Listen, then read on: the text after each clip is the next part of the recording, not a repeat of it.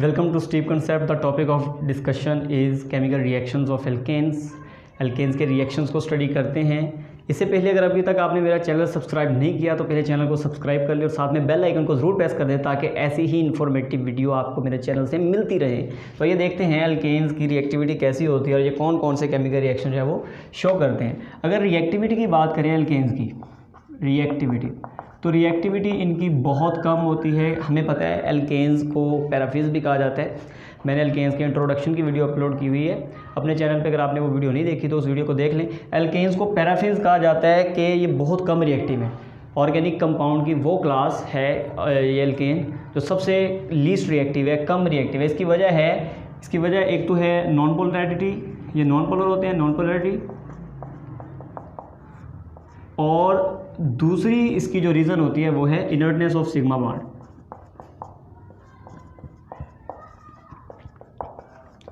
Inertness of sigma bond, ठीक है। Sigma bond जो होता है ये इनमें होता है क्योंकि सारे एल्केन्स में होते ही सिंगल बॉन्ड है सारे के सारे, तो सिंगल बॉन्ड सिग्मा होता है। तो सिग्मा बॉन्ड जो है वो हाईली स्टेबल बॉन्ड है, ठीक है। इसको ब्रेक करना बहुत मुश्किल है, इसकी स्टेबिलिटी ज़्यादा होती है, पाई बॉन्ड की स्टेबिलिटी कम होती है, ठीक है। तो नॉन पोलैरिटी और इनर्टनेस ऑफ सिग्मा बॉन्ड जो है इसको लीस्ट रिएक्टिव बनाती है एल्केन्स को, ठीक है। लेकिन इसके बावजूद ये कुछ रिएक्शन फिर भी दिखाते हैं। एडिशन रिएक्शन तो नहीं दिखा सकते इनमें, एडिशन रिएक्शन का ऑप्शन नहीं होता। ये दो किस्म के रिएक्शन दिखाते हैं, एक होते हैं सब्स्टिट्यूशन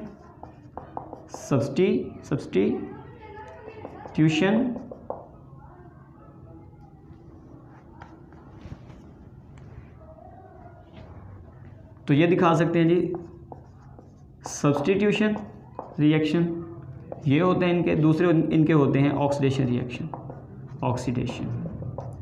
तो ऑक्सीडेशन रिएक्शन इनमें हो सकते हैं। ये दो रिएक्शन हो सकते हैं, ठीक है, ये वाले। लेकिन एडिशन रिएक्शन इनमें पॉसिबल नहीं होता, लिहाजा एडिशन रिएक्शन इनका नहीं होता। तो आइए देखते हैं कौन कौन से रिएक्शंस होते हैं। सबसे पहला रिएक्शन है जी combustion of alkanes.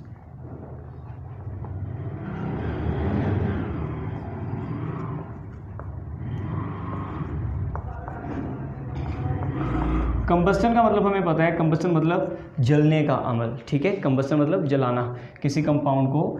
The oxidation of any organic compound in the presence of flame, ठीक है। The burning of any organic compound in the presence of oxygen. तो ये दोनों डेफिनेशन जो हैं वो की जा सकती हैं कंबस्टन के लिए। इसमें क्या होता है, किसी भी ऑर्गेनिक कंपाउंड को जलाया जाए तो कैसे जलाया जाता है। कोई भी फर्स्ट हम मिथेन की बात चलें कर लेते हैं, CH4 है, ऑक्सीजन की मौजूदगी में इसको ऑक्सीजन दे के उसको जलाया जाता है, बर्न किया जाता है। यानी यहाँ पे हम लिखेंगे फ्लेम। हमें पता है आग तब तक नहीं लगती जब तक फ्लेम ना प्रोवाइड करें, तो फ्लेम प्रोवाइड किया जाता है मिथेन को और ऑक्सीजन को। इसमें फिर क्या प्रोड्यूस होता है, जो ऑक्सीजन है ये हाइड्रोजन को लेके H2 बना देती है और कार्बन को लेके CO2 बना देती है। साथ में एनर्जी रिलीज़ होती है और यहाँ पे एनर्जी रिलीज़ होती है 891 किलो जूल पर मोल। मिथेन के केस में 891 किलो जूल पर मोल एनर्जी रिलीज़ होती है। ये वही रिएक्शन है जो आम चूल्हे में होता है। हम जब वो चूल्हे का वाल्व ओपन करते हैं ऐसे, तो क्या होता है, मिथेन गैस निकलती है, हवा ऑलरेडी इर्द गिर्द मौजूद होती है, ऑक्सीजन मौजूद होती है। फ्लेम हम जो है वो मैच स्टिक से देते हैं उसको, या जो भी हमारे पास यूज़ जो भी कर रहे हैं फ्लेम के लिए, तो फ्लेम प्रोवाइड करते हैं। इसके रिजल्ट में फिर ये चीज़ें प्रोड्यूस होती हैं। अब ये जो पानी प्रोड्यूस होता है इसका मतलब ये नहीं है कि आप चूल्हे को जो है वो जब आप जलाएंगे तो वहाँ से फव्वारा निकलना शुरू हो जाएगा पानी का, तो फव्वारा नहीं बनेगा। ये पानी बनता है लेकिन इस हीट पर ये पानी फ़ौरन इवेपोरेट भी हो जाता है, साथ में कार्बन डाइऑक्साइड बनती है और ये हीट इस्तेमाल कर लेते हैं हम खाना वगैरह पकाने के लिए। तो ये रिएक्शन बड़ा यूज़फुल है, इंडस्ट्रीज़ में इसको इस्तेमाल किया जाता है, पावर जनरेशन के लिए इस्तेमाल किया जाता है, ठीक है। और बहुत सारे जो है वो ये जैसे, क्योंकि ये फ्यूल है, मिथेन के बारे में हमें पता है, मिथेन फ्यूल के तौर पे इस्तेमाल होती है, गाड़ियों में फ्यूल के तौर पे इस्तेमाल होती है CNG की शक्ल में। तो जो वो इसको जलाने के लिए इस्तेमाल किया जाता है, इस रिएक्शन का ये यूज़ आ जाएगा। इसके बाद सेकेंड रिएक्शन है, ये फर्स्ट था, अब है सेकेंड ऑक्सीडेशन रिएक्शन।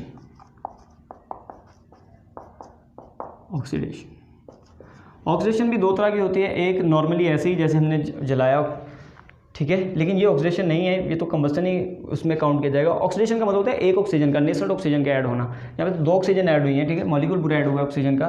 तो ये ऑक्सीडेशन में एक सिंपल मेथड है, वो देख लेते हैं, जिसको हम इनकम्प्लीट कंबस्टन भी कहते हैं। इनकम्प्लीट कंबस्टन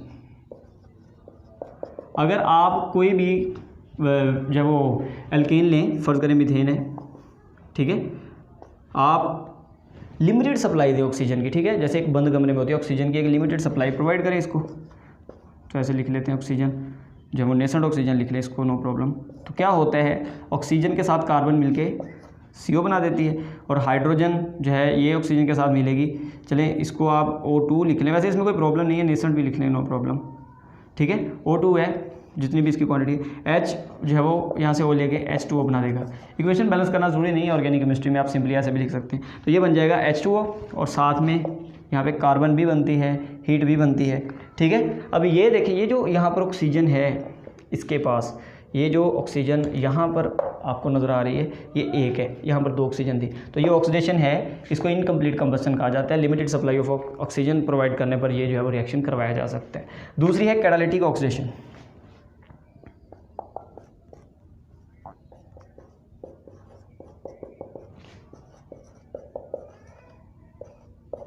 कैटालिटिक ऑक्सीडेशन में कैटालिस्ट का इस्तेमाल किया जाता है। कॉपर जो है वो एज अ कैटालिस्ट यूज़ किया जाता है, ठीक है। 200 ATM प्रेशर दिया जाएगा मीथेन को, और रिएक्शन करवाया जाएगा 400 डिग्री सेंटीग्रेड पे, ठीक है। क्या होगा, मीथेन है CH4, इसको ऑक्सीजन प्रोवाइड की जाती है, ठीक है। इसको आप चलें ऐसे लिख लें, नो प्रॉब्लम। क्या होगा, कॉपर मेटल दी जाती है एज अ कैटालिस्ट, 400 डिग्री पर कॉपर को जो है वो हीट करना होता है, और प्रेशर देना पड़ता है मीथेन का 200 एटमॉस्फेयर, ठीक है। इतना प्रेशर प्रोवाइड करने पर ये रिएक्शन होता है, और इस रिएक्शन के रिजल्ट में क्या होता है जी, ये ऑक्सीजन जो है वो इसके अंदर ऐड होके इसको कन्वर्ट कर देते हैं। इसको आप नेसेंट ऑक्सीजन लिख लें, ये बेहतर रहेगा, ठीक है। CH3 और इसके एक H को OH में बदल कर, ये क्या बन गई, मेथनॉल। इस तरह से मेथनॉल जो है वो बन जाती है। फिर ये मेथनॉल मज़ीद ऑक्सीडाइज हो जाती है इस तरह से, CH3OH, ये भी मज़ीद आगे ऑक्सीडाइज हो सकती है अगर इस रिएक्शन को यहाँ पे ना रोका जाए। कंडीशन सेम है। तो क्या होगा, ये एक H यहाँ से निकलेगा, एक H यहाँ से निकलेगा, O के साथ मिलके H2 बना देगा, ठीक है, और ऑक्सीजन के साथ कार्बन का बन जाएगा डबल बॉन्ड इस तरह से। अब ये जो कंपाउंड बना है, इस कंपाउंड को कहते हैं फॉर्मेल्डिहाइड।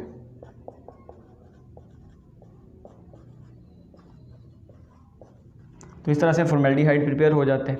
अगर इस रिएक्शन को यहाँ पे स्टॉप ना किया जाए, यहाँ पे ना रोका जाए,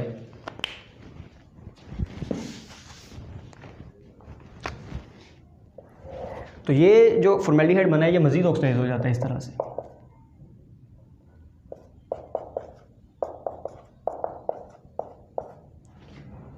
एक H है, ये OH में कन्वर्ट हो जाएगा इस तरह, HC डबल बॉन्ड OH। ये जो कंपाउंड बना है ये है फॉर्मिक एसिड।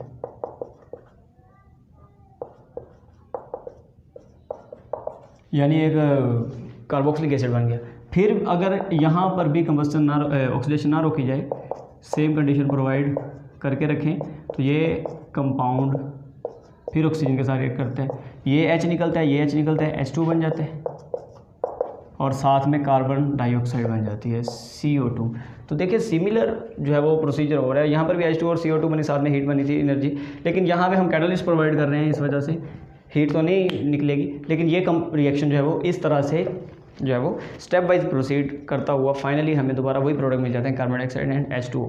तो हम कह सकते हैं कि अगर कैटालिटिक ऑक्सीडेशन करवाई जाए मीथेन की तो हमें नंबर ऑफ प्रोडक्ट्स मिल सकते हैं, और इसका इस्तेमाल भी होता है ये स्पेशली फैटी एसिड्स को तैयार करने के लिए। हमें मीथेन ली थी, मीथेन की बजाय आप कोई और एल्केन ले सकते हैं। तो फैटी एसिड्स बहुत सारे जो है वो हायर फैटी एसिड्स इस मेथड के जरिए जो है वो प्रिपेयर हो सकते हैं। तो हायर फैटी एसिड को प्रिपेयर करने के लिए ये रिएक्शन इस्तेमाल होता है। इसके बाद है नाइट्रेशन, ये था सेकेंड। तो थर्ड है नाइट्रेशन।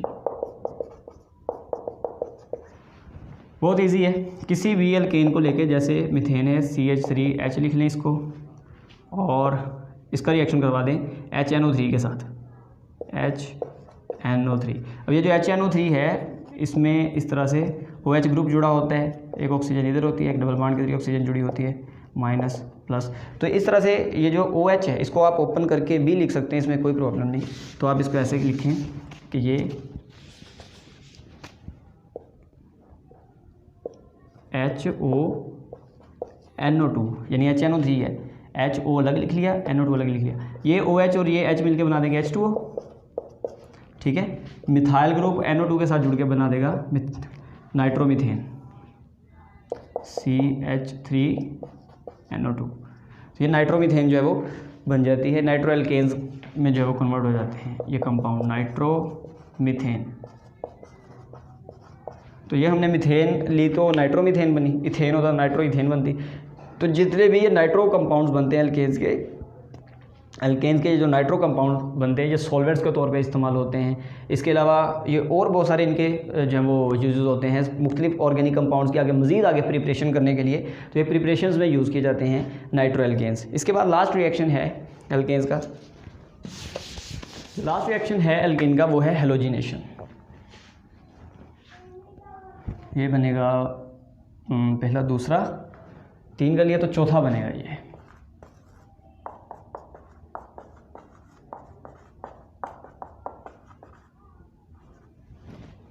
हेलोजिनेशन, ठीक है। हेलोजिनेशन यानी substitution of halogen into alkane. Alkane के अंदर हेलोजिन की सब्सटीट्यूशन करवानी, हेलोजिन का तबादला करवाना है एल्केन के साथ। ये जो रिएक्शन होता है ये सनलाइट की मौजूदगी में होते हैं। जब भी किसी हेलोजिन के साथ रिएक्ट करवाया जाए किसी एल्केन को तो सनलाइट जो है वो ये प्राइमरी कह लें कि हमारा इंग्रेडिएंट है इस रिएक्शन के लिए। सनलाइट की गैर मौजूदगी में ये रिएक्शन नहीं होता क्योंकि ये फ्री रेडिकल मैकेनिज्म को फॉलो करता है और फ्री रेडिकल की प्रोडक्शन जो है वो सनलाइट में होती है। तो सनलाइट रिक्वायर्ड होती है। फिर सनलाइट भी 2 तरह की होती है, एक होती है ब्राइट सनलाइट और एक होती है डिफ्यूज सनलाइट। जैसे रूम में अगर कोई सनलाइट है इस वक्त जैसे यहाँ पे है तो ये होती है डिफ्यूज सनलाइट है, ब्राइट सनलाइट जैसे दोपहर के टाइम पे जो है वो छत के ऊपर पड़ रही होती है। तो अगर ब्राइट सनलाइट में आप रिएक्शन करवाएंगे तो रिएक्शन बहुत खतरनाक होते हैं ये वाले, ठीक है, एक्सप्लोसिव रिएक्शन होते हैं। लेकिन तो डिफ्यूज सनलाइट में करवाए जाते हैं। फिर जो है वो हमारे पास प्रोडक्ट्स जो बनते हैं वो यूज़फुल प्रोडक्ट होते हैं। देखें रिएक्टिविटी की बात करें तो फ्लोरीन सबसे ज़्यादा रिएक्टिव है एल्केन्स के साथ, उससे कम रिएक्टिव है क्लोरीन, उससे कम रिएक्टिव है ब्रोमीन, उससे कम रिएक्टिव है आयोडीन, ठीक है। तो हम क्लोरीनेशन करने लगे हैं हेलोजिनेशन में। मज़ीद जब हम क्या करने लगे हैं क्लोरीनेशन। देखें ये हमने डिम लाइट में पढ़ना है, क्लोरीनेशन इन डिम लाइट या फिर डिफ्यूज़ भी कह सकते हैं, डिफ्यूज़ लाइट। तो कैसे होता है रिएक्शन जो है, इस रिएक्शन में ये क्योंकि फ्री रेडिकल मैकेनिज्म को रिएक्शन जो है वो फॉलो करता है। पहले आप ऐसे लिख लें CH4Cl2, इसके प्रोडक्ट्स बनेंगे काफ़ी सारे। तो इसका मैकेनिज्म देखते हैं, ये है फ्री रेडिकल मैकेनिज्म। और फ्री रेडिकल मैकेनिज्म जितने भी हैं वो 3 स्टेप्स में कंप्लीट होते हैं। सबसे पहला होता है इनिशिएशन का स्टेप, फिर होता है प्रोपागेशन का स्टेप एंड फाइनली टर्मिनेशन का स्टेप। तो इसका सबसे पहला स्टेप है इनिशिएशन।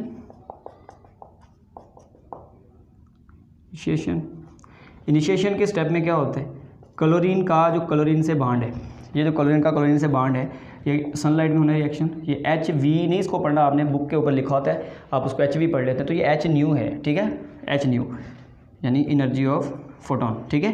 तो ये हमारे पास Hν फोटोन जब इसके ऊपर आके टकराता है तो 2 फ्री रेडिकल बन जाएंगे क्लोरीन के। होमोलिटिक डिस्ट्रीब्यूशन होगी। होमोलिटिक डिस्ट्रीब्यूशन का मतलब होता है कि अगर बॉन्ड बना हुआ है 2 एटम के दरमियान तो वो इस तरह से टूटे कि हर एटम अपना, दोनों एटम जो है वो अपना अपना इलेक्ट्रॉन लेके अलग हो जाए। होमोलिटिक डिस्ट्रीब्यूशन होती है, 2 फ्री रेडिकल बन जाते हैं। क्लोरीन के पास आउटर मोस्ट शेल में 7 इलेक्ट्रॉन है तो फ्री रेडिकल बन जाएगा। फिर क्या होता है, ये जो फ्री रेडिकल है सेकेंड स्टेप जो है यहीं पर चलो मैं कर देता हूँ। सेकेंड स्टेप होता है प्रोपागेशन,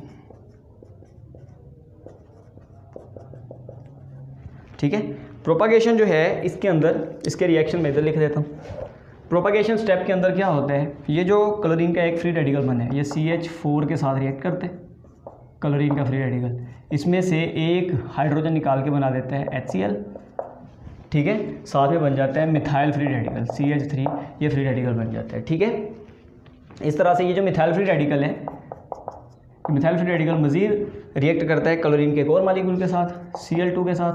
यहाँ से क्लोरीन ये ले लेते हैं CH3Cl बन जाता है। फिर से क्लोरीन का फ्री रेडिकल दोबारा प्रिपेयर हो गया और ये क्लोरीन का फ्री रेडिकल फिर से मीथेन के ऊपर अटैक करता है। तो ये स्टेप चलता रहता है, ये प्रोपागेशन।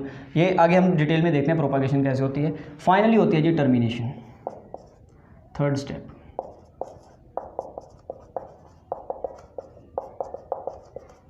टर्मिनेशन यानी अख्ताम होने लगा रिएक्शन का। तो इसमें क्या होता है, एक मिथाइल ग्रुप और इस तरह से एक क्लोरीन का फ्री रेडिकल मिलकर बना देते हैं CH3Cl। तो क्लोरीन का फ्री रेडिकल एंड पे ख़त्म हो जाता है, मज़ीद आगे नहीं बचता, तो टर्मिनेट हो जाता है रिएक्शन यहाँ पे। अब ये जो प्रोपागेशन का स्टेप है, सेकंड स्टेप प्रोपागेशन, ये काफ़ी जो है वो स्टेप्स में कंप्लीट होता है, वो हम देखते हैं जी। तो यहाँ पे प्रोपागेशन को मैं एक्सप्लेन करने लगा हूँ। प्रोपागेशन, ठीक है। तो क्या होता है प्रोपागेशन के स्टेप में, CH4 रिएक्ट करता है क्लोरीन के साथ, पहले स्टेप में क्लोरीन के फ्री रेडिकल के साथ रिएक्ट करता है, और इसके रिजल्ट में बनता है CH3Cl, ठीक है। और साथ में इसके रिजल्ट में बनता है HCl, साथ में बनता है CH3 फ्री रेडिकल, जैसे कि यहाँ पे हमने पहले लिखा। फिर ये CH3 फ्री रेडिकल मजीद क्लोरीन के मालिक्यूल के साथ रिएक्ट करता है, CH3 फ्री रेडिकल रिएक्ट करता है क्लोरीन के मालिक्यूल के साथ, और रिजल्ट में बनता है CH3Cl, फिर क्लोरीन का फ्री रेडिकल बन जाता है, ठीक है। अगेन क्लोरीन का फ्री रेडिकल जो है वो प्रिपेयर हो जाता है। फिर ये जो क्लोरीन का फ्री रेडिकल है ये रिएक्ट करता है मिथाइल क्लोराइड के साथ, इस तरह से CH3Cl plus chlorine free radical. ये क्लोरीन फ्री रेडिकल जो है वो दोबारा रिएक्ट करता है, यहाँ से ये अगेन एक H निकाल लेता है, HCl बन जाता है। फिर से एक H निकाल लेता है, और इसके पास फिर एक हाइड्रोजन कम हो जाता है, ये बन जाता है CH2Cl, अगेन फ्री रेडिकल है ये वाला, ठीक है। एक हाइड्रोजन इसका फिर निकल गया, ये फिर से एक मालिक्यूल क्लोरीन के साथ रिएक्ट करता है, CH2Cl, तो यहाँ से फिर एक क्लोरीन ये अपने अंदर अटैच कर लेता है, क्लोरीन का फ्री रेडिकल अगेन बन जाएगा CH2Cl2 क्लोरीन का फिर से जो है वो एक रेडिकल फ्री रेडिकल प्रिपेयर हो जाता है। फिर ये रिएक्शन मज़ीद कंटिन्यू करेगा, किस तरह से, कंडीशन सेम है, HNU, यानी हम सनलाइट प्रोवाइड कर रहे हैं, डिम सनलाइट। तो क्या होगा, इसके बाद ये फ्री रेडिकल रिएक्ट करेगा, फिर से इसके साथ बनेगा CH2Cl2, फिर से फ्री रेडिकल यहाँ से एक H निकाल के ले जाएगा, तो बनेगा HCl, जैसे यहाँ पे HCl बना था, और साथ में बनेगा CHCl2, फिर से ये फ्री रेडिकल में कन्वर्ट हो गया, फिर से अनस्टेबल हो गया। ये अगेन क्लोरीन के मालिक्यूल के साथ रिएक्ट करेगा, CHCl2, यहाँ से एक क्लोरीन, यहाँ से एक हाइड्रोजन, बन जाएगा HCl, यहाँ से क्लोरीन उतर के इसके साथ अटैच हो जाएगी, ये बनेगा CHCl3 प्लस क्लोरीन का फ्री रेडिकल अगेन बन जाएगा, ठीक है। फिर क्लोरीन का फ्री रेडिकल रिएक्ट करेगा CHCl3 के साथ, इसमें से एक और H निकाल लेगा HCl, और बन जाएगा CCl3 फ्री रेडिकल। ये CCl3 फ्री रेडिकल जो है वो CCl3 फिर से क्लोरीन के एक रेडिकल के साथ रिएक्ट करके बना देता है CCl4, ठीक है। तो इस तरह से ये CCl4 फाइनली जो है वो प्रिपेयर होता है। इस रिएक्शन जो सारे प्रोडक्ट बनने होते हैं वो टर्मिनेशन में प्रोपागेशन के स्टेप में बनते हैं। अब ये प्रोडक्ट बने कौन कौन से हैं, एक प्रोडक्ट है ये वाला स्टेबल, एक है ये वाला स्टेबल प्रोडक्ट। ये वाला स्टेबल नहीं है, ये जो इधर बन रहे हैं ना, ये आपको ये भी फ्री रेडिकल, ये भी फ्री रेडिकल, ये भी फ्री रेडिकल, ये भी फ्री रेडिकल। तो जो स्टेबल प्रोडक्ट है इनको मैं अंडरलाइन कर रहा हूँ, इनके नाम देखे कौन कौन से होते हैं। जो सबसे पहले है इसका नाम है क्लोरोमीथेन, मिथाइल क्लोराइड भी कहते हैं, क्लोरोमीथेन। ये जो बना है इसका नाम है डाइक्लोरोमीथेन।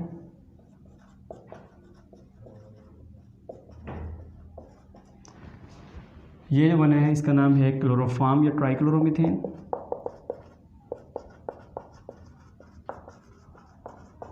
क्लोरोफॉर्म भी कहते हैं।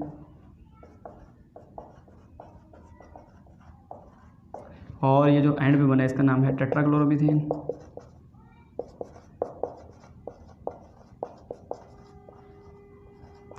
या फिर इसको कार्बन टेट्राक्लोराइड भी कहते हैं।